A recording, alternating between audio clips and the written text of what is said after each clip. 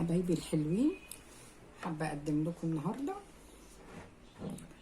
دبس رمان جميل قوي قوي قوي، هيعجبكم.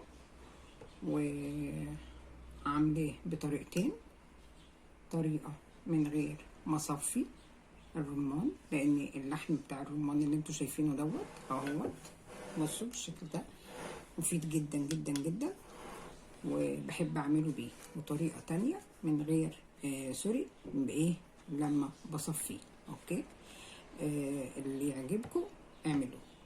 بس قبل ما ابتدي حابه انكم تعملوا لايك وشير علشان تستفادوا بكل فيديوهاتي، لان انا بجد بقدم حاجات مفيده، مش بعمل فيديوهات كده وخلاص، لا، انا بدور على حاجات مفيده للصحه ومفيده لجهاز المناعه. اوكي، فيلا بينا نشوف دبس الرمان بيتعمل ازاي. وحابه اوريكم لما صفيته طلع بالشكل دوت اهوت، اهو طلع بالشكل ده كده قدام عينيكم متصفي. اوكي كده ده متصفي، انما دوت اللي في الازازه مش مصفيه. يلا بينا نشوف هنعمل ازاي.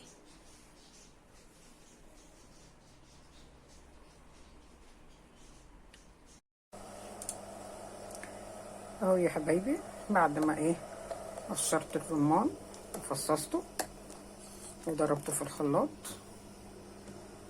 من غير سكر خالص، انا مش بحب اعمله بسكر عشان يبقى صحي اكتر. هبشره كل شويه، هقلب اقلب. وطبعا نشيل الطبقه البيضه ديت خالص خالص، نستنى عليه لما يتخن، ونقوم نسيبه يبرد ونعبي. اوكي، طبعا هعصر ليمونه، لازم اعصر ليمونه عشان يعقد معايا. اتفقنا؟ هخلص الخطوه ديت وارجع لكم تاني. كده انا استنيت، بصوا لما غلى ازاي، يغلي قوي، واقوم عصره الليمونه. عصرت الليمونه، وطبعا اول باول بشيل الطبقه البيضه ديت بالشكل دوت اهوت وارميها. فايده الليمونه هنا، رغم ان انا مش حاطه سكر، الليمونه بتخلي الدبس يحافظ، يعني الرمان يحافظ على اللون الاحمر بتاعه، يفضل لاخر الفيديو لونه احمر كده، يدوبك لو غمق شويه صغيره، بس اهم حاجه الليمونه بتخليه يحافظ على اللون بتاعه، وتخليه طبعا يعقد يعني يتخن. اوكي، افضل اول باول اشيل الطبقه البيضه ديت. اوكي،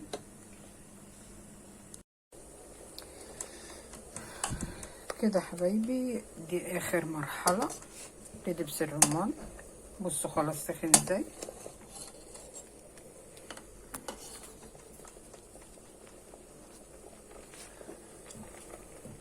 بصوا كده.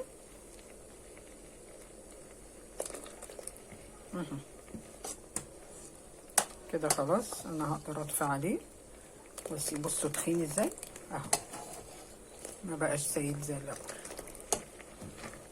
بس كده انا هقدر اطفي عليه واسيبه يبرد، واقوم معبيه في ازازه، ويفضل ان هي تكون ازاز